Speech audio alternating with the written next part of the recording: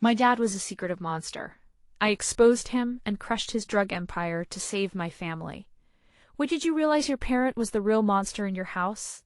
I never thought I'd say this out loud or even believe it myself. But looking back, it's painfully obvious that my dad was the worst kind of monsterone who hides behind the facade of family while dragging all of us through hell.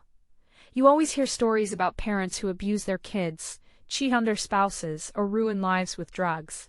But I thought my family was different. Turned out, not so much. I realized the truth when I was 17. My parents seemed normal on the surface.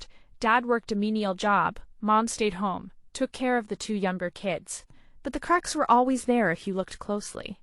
Dad was a raging alcoholic, which my mom shielded us from. But the drunken rages were something no kid should witness. The yelling, the slamming doors, broken plates, standard stuff. Or so I thought. What I didn't see coming was the darker side that hid in the silence.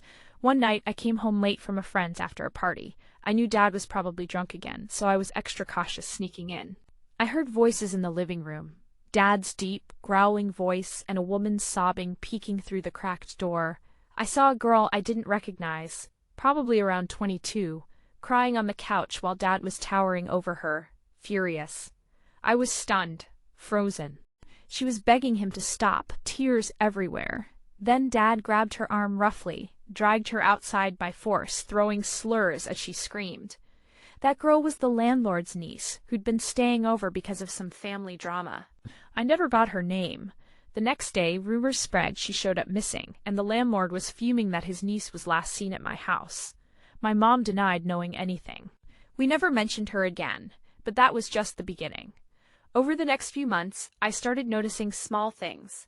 Money missing, my mom's bruises hidden by long sleeves, the way my siblings would flinch when Dad walked into the room.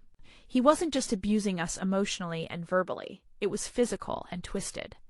One time, I caught him trying to sneak pills into my little brother's candy stash.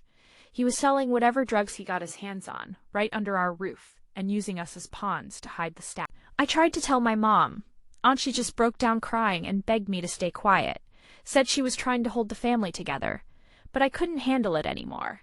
One night, after Dad passed out drunk on the couch, I grabbed my phone and secretly recorded him mumbling about deals, threats to people, and how no one will ever take this family from me.